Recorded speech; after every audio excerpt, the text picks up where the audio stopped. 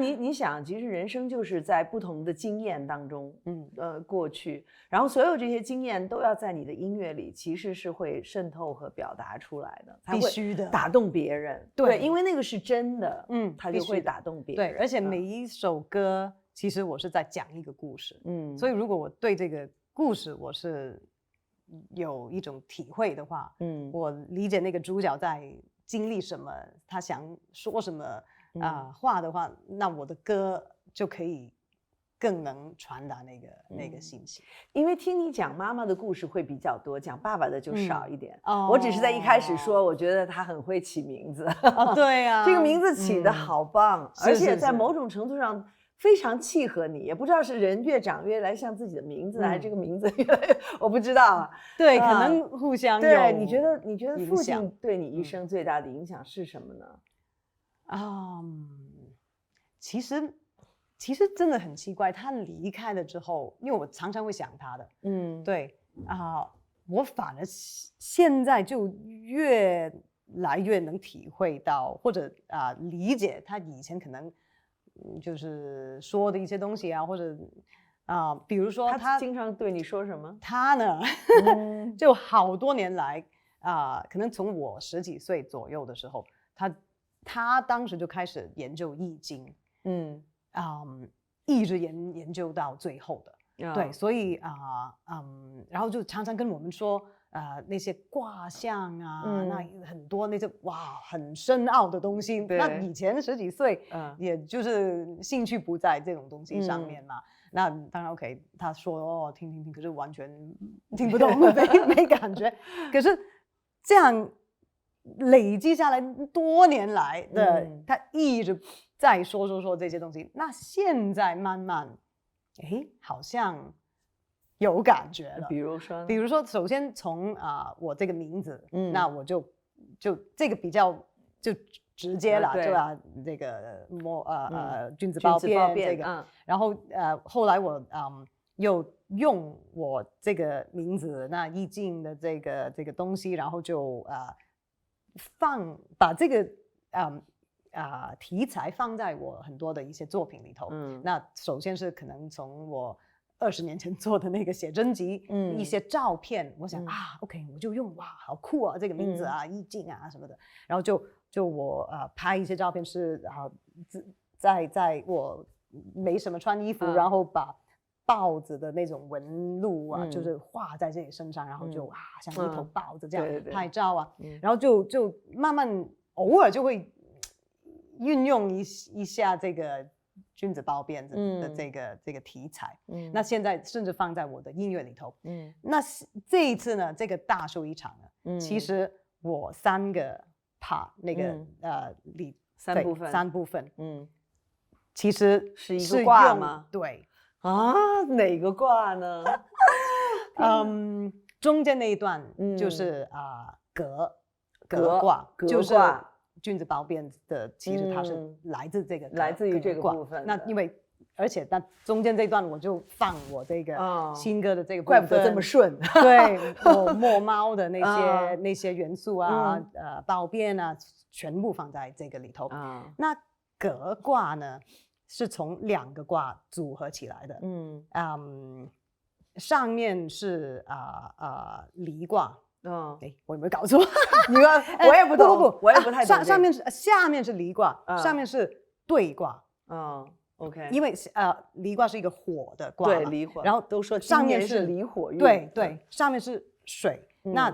那这样组合起来变成革卦，它就是因为你下面是火，上面有水，那当然就会有产生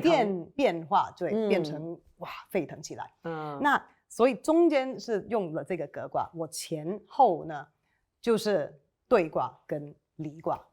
所以兑卦是一个就是亮丽无穷的这样很漂亮的一个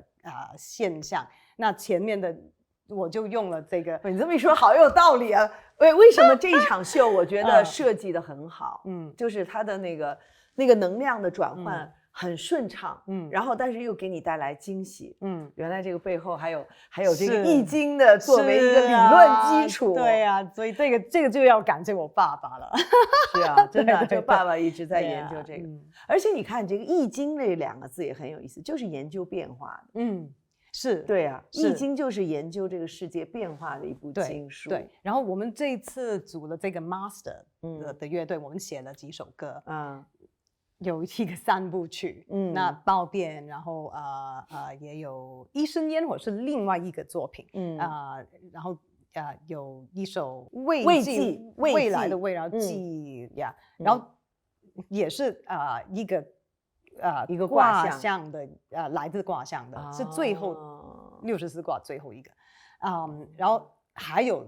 另外新的一首歌我们会讲五行的，所以我们有一个3部曲，都那个题材都是来自易经。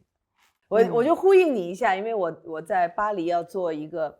中国的非遗和当代设计展，我是用五行的，然后也是对卦象的，而且就是观众的走的这个路线，它都是。就是我也是请这个易学的专家来考据，它是有道理的，它是从哪一个走到哪一个是有道理的，反正很玄妙，很玄妙。我觉得对，我觉得中国文化就是有这些东西，会知道后边的它的那个味道，慢慢就好像有点做出来了，是一种大智慧，还有一种大智慧，哇，太酷了，很有意思。